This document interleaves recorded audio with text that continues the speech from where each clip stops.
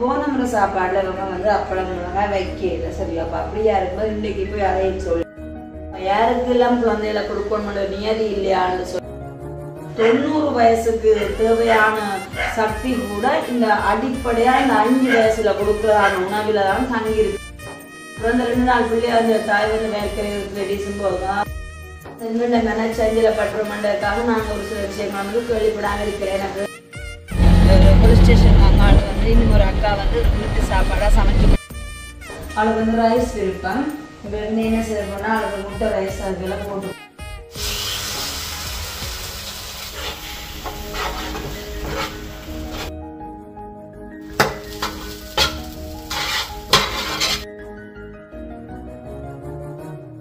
Welcome to Jolie black. நான் உங்கள் sir வந்து என்ன எங்கே நிற்கிறேன்னு சொன்னால் என்னோட வீட்டை தான் நிற்கிறேன்.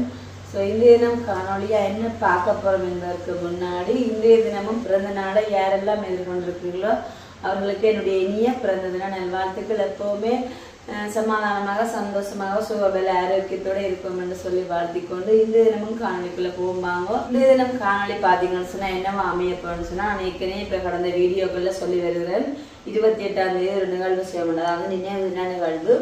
பார்த்தீங்கன்னு சொன்னால் நாளைய நாள் வந்து ஞாயிற்றுக்கிழமை இங்கே வந்து கடையில் எல்லாமே கூட பூட்டு, அதாவது சாப்பாட்டு கடை கூட வந்து நான் மிரக்கிற சாப்பாடுன்னு சொன்னாலே கருத்துறையில் உள்ள சாயசலா ஹோட்டல் அங்கே தான் அடுக்கிறது. அந்த கடவுட நாளைய தினம் போட்டு அப்போ இன்றைக்கே பார்த்தீங்கன்னு சொன்னால் மிரக்கிற சாப்பாட்டு கூட கொடுக்கணும். அது மட்டும் இல்லாமல் அந்த நிகழ்வுன்னு 16 பேருக்கு இதெல்லாம் 3000 ரூபா பெறுமதியான பொதியும் கொடுக்கணும். அப்போ இந்த தினம் தான் இந்த வேலை திட்டங்கள் எல்லாத்தையும் நான் செய்ய வேணும்.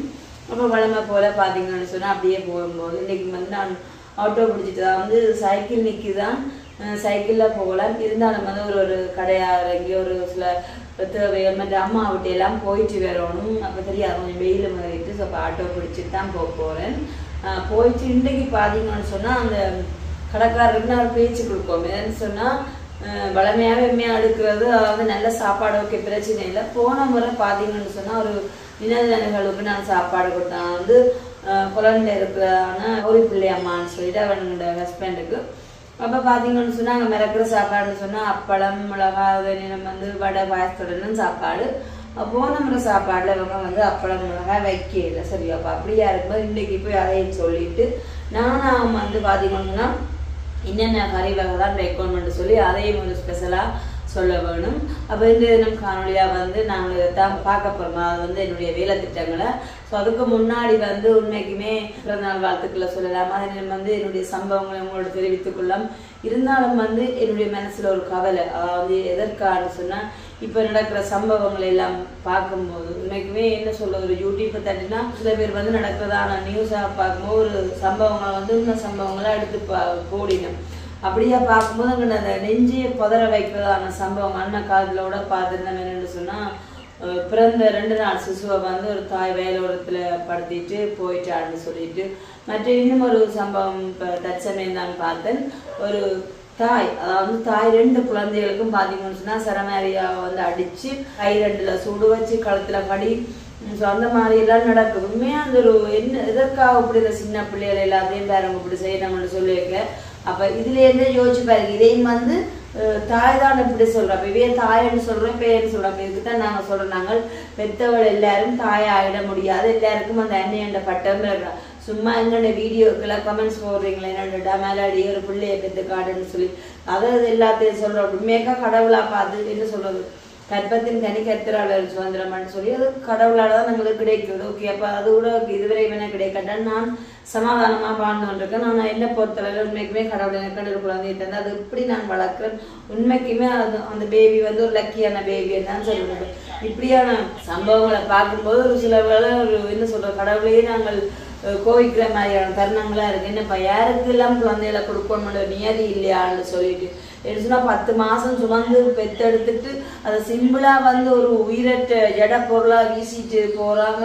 அது மட்டும் இல்லாமல் அதில் மனசையை பார்க்காம இவ்வளோ காயப்படுது. இப்படியான சம்பவங்கள்லாம் நடக்குது. அப்போ எங்கள்ட வீடியோக்குள்ள வந்து நீங்கள் கமெண்ட்ஸ் போடுறாக்கள் என்ன செய்யலாம்னு சொன்னால் இப்படியான சம்பவங்களை வந்து உண்மை சம்பவங்களை ஒரு சில யூடியூபர்ஸ் மேலே வந்து அதை போடினோம், காணொலியாக பதிவிடும்.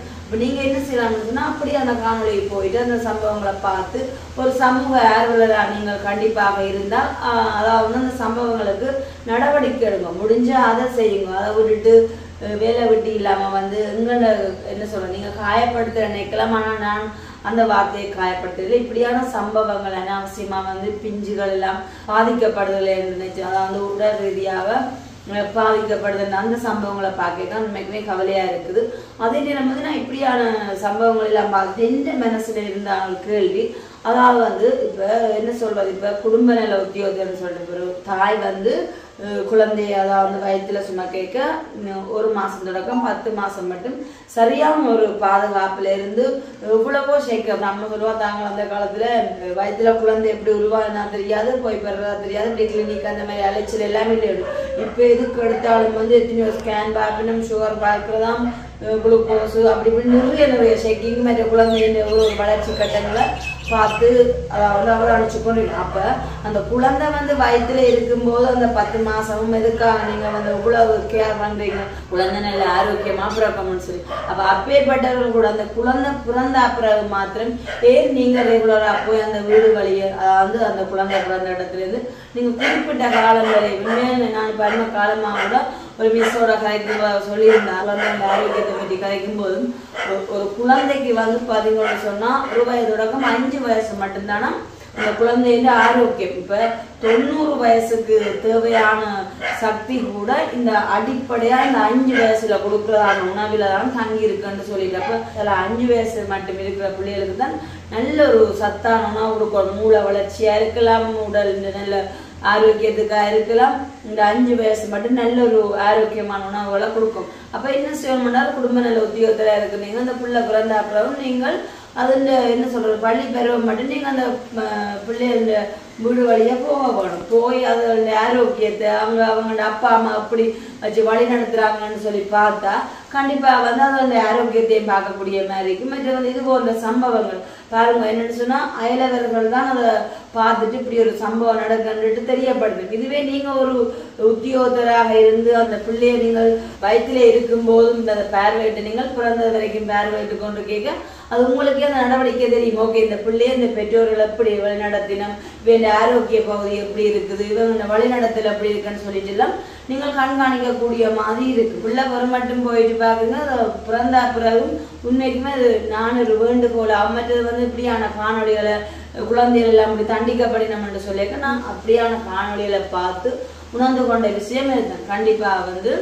என்ன சொல்றான்னு சொன்னா அந்த உத்தியோகத்தர்கள் அதாவது வந்து அந்தந்த ஏரியாவில் இருக்க உத்தியோகத்தர்களா இருக்கலாம் அல்லது இன்னும் வைத்தியசாலைகள்ல இருந்து சுகாதார நிபுணர்கள் யாராக இருந்தாலும் இப்படியான இடங்கள் எல்லாம் போய் அடிக்கடி பார்வையிட்டா இப்படி நடக்கிற சம்பவங்கள் இருந்தாச்சு உண்மையே குறைச்சு கொள்ளலாம். இதே ஒரு நல்ல ஒரு வழியும் ஒரு தீர்வாகவும் இருக்குமே சொன்னா சின்ன பிள்ளைகளுக்கு என்னதான் தெரியும் என யோசிச்சு பாருங்க.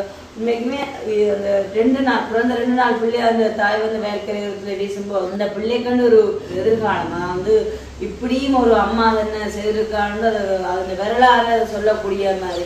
அப்ப பாருங்க இப்படியெல்லாம் நடக்குன்னு சொல்லி எல்லாம் நடக்குது. உண்மைக்குமே அப்படியான சம்பவங்களை பார்க்கும்போது எனக்கு கவலை. அதே நேரம் வந்து இன்னும் ஒரு சம்பவத்தை நான் கேள்விப்பட்டிருக்கேன். நேற்று தினம் கிளிநொச்சியில அதாவது வந்து போலீஸ் ஸ்டேஷன்ல வந்து ஒரு ஐயா தூக்கிட்டு செத்துருக்கிறாருன்னு சொல்லிட்டு அப்போ இப்படியானெல்லாம் பார்க்க உண்மைக்குமே காதால கேட்குற மன மனசால நம்பக்கூடிய மாதிரி இருக்கும். அது எப்படி சாத்தியக்கூறாமல் என்ன சொன்னா ஒரு கைதியா கொண்டு போய்க்குள்ள அவங்களுக்கு தெரியும். அது வந்து அந்த இடத்துல வந்து தற்கொலை செய்யறதுக்குரியதாவோ இதெல்லாம் எதுக்கா எனக்கு இப்போ தெரியுமென்னு சொன்னால் அந்த காலமாக அது வந்து எங்களோட குடும்பத்திலேருந்து ஒரு சில பேர் இப்படியான இடங்களுக்கு போயிட்டு வந்தாங்க அந்த அனுபவங்களை சொல்லிக்க தெரியும்.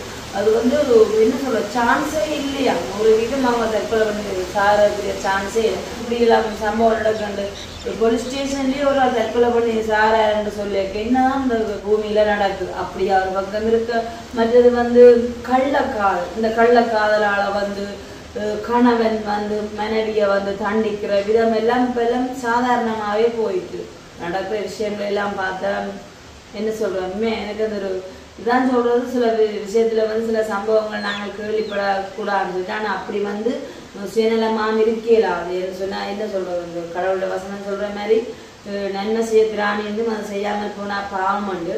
அப்போ நாங்கள் வந்து எங்கெண்ட மனச்சஞ்சலை பட்டுறோம்ன்றதுக்காக நாங்கள் ஒரு சில விஷயங்கள் வந்து கேள்விப்படாமல் இருக்கிறேன். எனக்கு கேள்விப்பட்டாலும் இயன்றளவு அதுக்குரிய தீர்வுகளை நாங்கள் எடுக்கக்கூடிய மாதிரி இருக்குங்க. என்ன சொன்னால் உண்மையாக நான் அப்படித்தான் என்னட்டு ஒரு சுயநலம்ன்றதே இல்லை.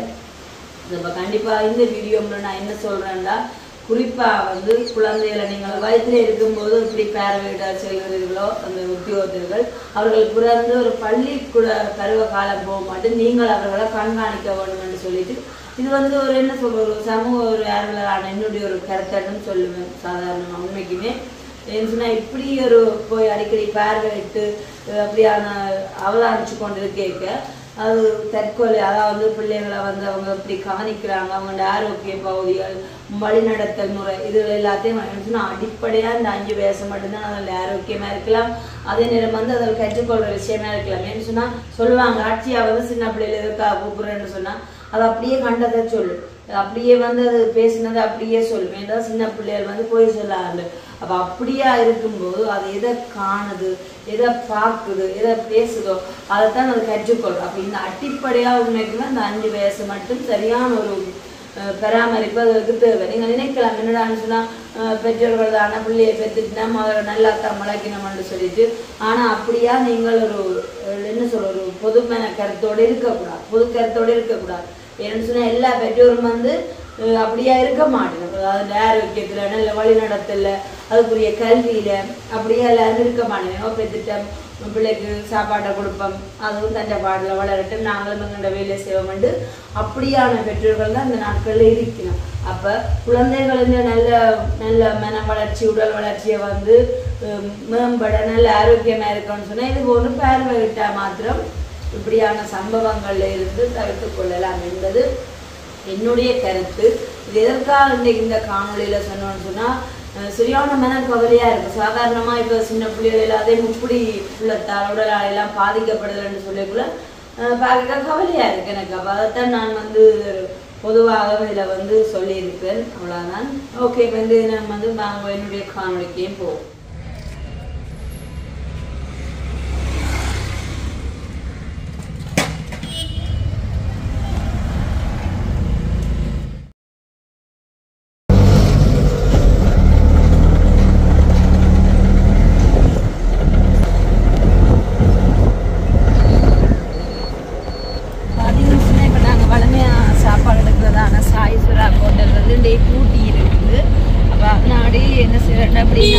தேவை. அப்போ இங்கால வந்து கற்பூரையில் அதாவது வந்து போலீஸ் ஸ்டேஷன் அங்கால வந்து இன்னும் ஒரு அக்கா வந்து வீட்டு சாப்பாடாக சமைச்சு கொடுக்குற மிரக்கிற சாப்பாடு. அப்போ நாங்கள் இப்போ அங்கால தான் போக போகிறோம், போயிட்டு சாப்பாடு போடணும்.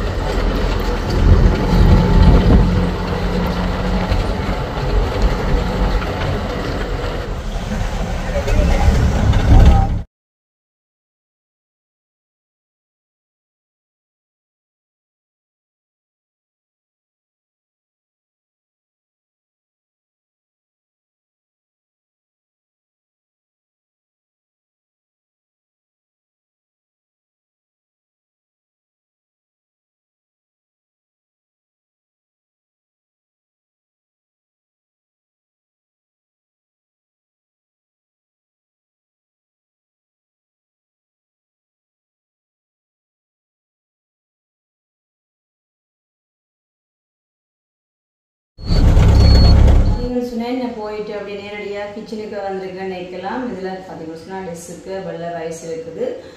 அப்படியே என்னுடைய அலுவல் எல்லாம் முடிச்சுட்டு அனுவிட்ட போனேன். அப்போ அதுதான் எனக்கு சாப்பாடு மதிய சாப்பாடு நான் போயிட்டு எல்லாம் வேறு லேட்டாகணும்னு சொல்லி போட்டு அப்போ அனு பார்த்தீங்கன்னு சொன்னால் மீன் குழம்பு வெள்ளை சோறு. அப்போ எஞ்சிமா வந்து ஒரு அச்சி பிரியம் அவன் வந்து என்ன சொல்கிறது மீன் குழம்பு முன்னாடி சாப்பிடாம இருக்கிறான். அப்போ நான் அனுவுக்கு கொஞ்சம் வெள்ளை ரைஸ் தாண்டிட்டு பார்த்தீங்கன்னு சொன்னால் டிஷ்ஷுக்கு அவளுக்கு ரைஸ் வேண்டி கொண்டது வெள்ளை ரைஸு. என்னென்னு சொன்னால் அது இப்போ நான் முட்டை ரைஸ் போட்டு கொடுப்பேன் தருங்கோ. அவளுக்கு டக்குன்னு சொன்னால் என்ன சொல்கிறது அவளுக்கு இருக்குது வேறு சாப்பாடு அங்கே வந்து கேக் வச்சிருக்கிறேன் மற்ற வேறு சாப்பாடெல்லாம் இருக்குது. ஆனால் இனிமாவுக்கு வந்து மதிய சாப்பாடான்னு சோறு சாப்பிட நல்லா நினைப்ப அவளுக்கு வந்து ரைஸ் விருப்பம். இப்போ என்ன செய்யப்போனால் அவளுக்கு முட்டை ரைஸ் அதுக்கெல்லாம் போட்டு கொடுப்பேன். ஓகே வந்து லீக்ஸ் இல்லையா கடையில் நான் வரும்போதோட லீக்ஸ் இல்லை. அப்போ வெங்காயப்பூ பண்ணி கொடுங்க. வெங்காயப்பூ கொஞ்சம் கேரட்டும் அப்படியே கட்டத்தூள் வெள்ளை சோறு முட்டை 2 அடித்து வச்சிருக்கிறேன். மற்றது வந்து தூளுப்பு ஏலக்காய். ஓகே இப்பெல்லாம் போட்டு இன்றைக்கு ஆளுக்கு நல்ல ஒரு புளி ரைஸ் செய்கிறேன். படண்டு செய்கிறேன். 10 நிமிஷம் ஆளு பசு வாங்கி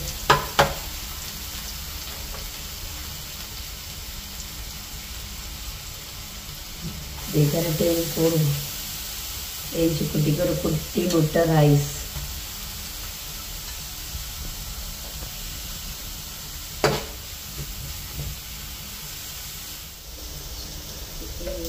வாசனை போட்டுப்போம்.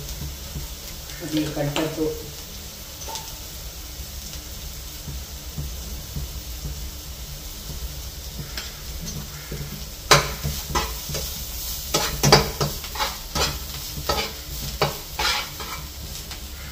என்ன சேஃபுள்ள இருக்கே இந்த முட்டையை ஊற்றி வரது 10 நிமிஷம்.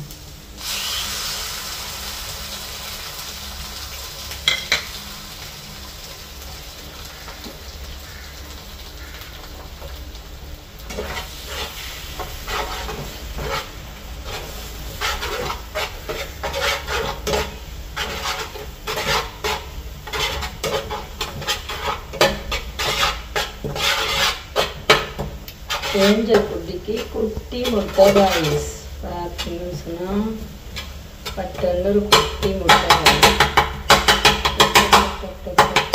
பெருக்கியாகவே நாம் ரைஸை போடுறோம். ஏஞ்சுமா நினைச்சிருக்காது பெரியம்மா பட்டொரு முட்டை ரைஸ் செய்து கொடுப்பான்.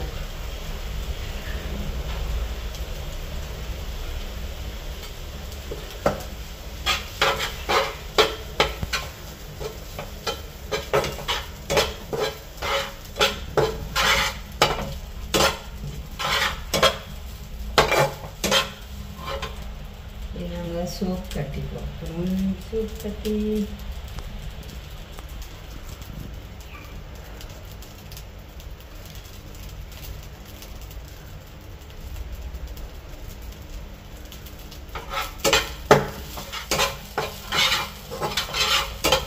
இந்த ஏஞ்சு குட்டிங்க அப்படியே போய் சாப்பிடும். கட்டத்தூள்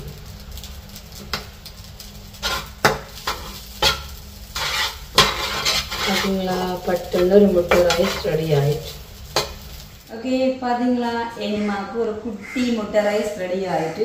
இப்போ சுட சுட கொடுப்போம். மிகவும் வடிவாக சாப்பிடுவா. அவளோட மதிய சாப்பாடும் வடிவாக திருப்தியாக அமைச்சிட்டு உடனடியாக போட்டு கொடுத்து விடுவான். நீங்கள் சொன்னால் வந்ததுனாலதான் நான் வந்து ஏஞ்சல் குட்டி சாப்பிடலன்னு சொன்னால் உடனடியாக கிச்சனுக்கு போய் அவள் முட்டை ரைஸ் போட்டு கொடுத்துட்டேன். அப்போ அதனாடி நான் வந்து எங்கே போனான் இங்கே சாப்பாடோட கொடுத்தேங்க தட்டி சொல்லியில நான் போகிற இடங்கள் எல்லாம் காட்டினாங்க. மற்றதுக்குரிய காரணம் சொன்னேன். அது வந்து வளமையாக நாங்கள் சாய்ஸ்வரா ஹோட்டலில் தான் மிரக்கிற சாப்பாடு கொடுக்குறது. இப்போ பார்த்தீங்கன்னு சொன்னால் இந்த தினம் கடை பூட்டி இருந்தது. அப்போ சரியானிட்டு அந்த ஆட்டோக்காரன் சொன்னார் தாம்பரம் வந்து வளமையாக எடுக்கிறதான இடத்துல வந்து நல்ல சாப்பாடு அதாவது வந்து விநியோகத்துக்கெல்லாம் நாங்கள் சாப்பாடு சமைச்சு கொடுக்கணும். ஏதாவது சொன்னாலும் அவங்க அதுக்கேற்ற மாதிரி தான் நிறைய மரக்கறி வடை பாயசத்துலாம் சாப்பாடுன்னு சொல்லிட்டு அதாவது வந்து பருத்துத்துறையில் ஹார்ட்லி காலேஜ் அந்த இடத்துக்கிட்ட தான் அந்த நான் போய் சாப்பாடு கொடுத்தான இடம். அப்போ உண்மைக்குமே வந்தோடனே இடம் மற்ற புதுசு. இப்போ நான் வந்து வளமையாகவே சாய்ஸ்வரா ஹோட்டலில் வந்து சாப்பாடு கூட பண்ணும்போது அட்வான்ஸ் எல்லாம் கொடுப்பேன். அதே மாதிரி இங்கே கேட்டிருந்தேன் என்ன மாதிரி அட்வான்ஸ் எல்லாம் இல்லைன்னு சொல்லிட்டு அவங்க ஃபோன் நம்பரை வேண்டிக் கொண்டு ஃபோன் நம்பர் தான் அவங்க தந்தது. அதனால என்ன நேரம் சாப்பாட்டுக்கு வருவீங்க அப்புறம் வந்து நாளைக்கு ஒருக்கா கோல் எடுக்கணும்னு சொல்லிச்சுன்னா இப்போ நாங்கள் வந்து சொன்னால் 12:30 வருவோம்னு சொல்லிட்டு சரியாக வந்து திங்கட்கிழமை போய் சாப்பாடுக்கக்கூடிய மாதிரி இருக்கும்.